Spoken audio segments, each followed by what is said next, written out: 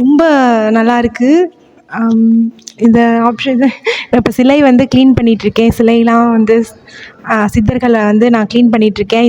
இந்த குடுப்பனைலாம் வந்து மறுபடியும் வேறு எங்கேயாச்சும் கிடைக்குமான்னு எனக்கு தெரியல.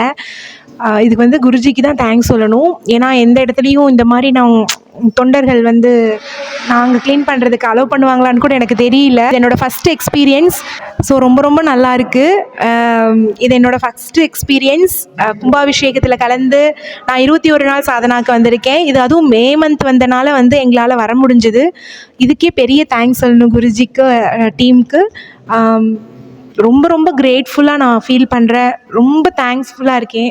எனக்கு வந்து இந்த ஆப்ஷன் கொடுத்ததுக்காக முருகனுக்கும் நம்ம குருஜிக்கும் வந்து தேங்க்ஸ் சொல்லிக்கிறேன். எல்லோரும் வந்து இந்த மாதிரி வந்து ஆமாம், அதெல்லாம் புது எக்ஸ்பீரியன்ஸாக இருந்துச்சு.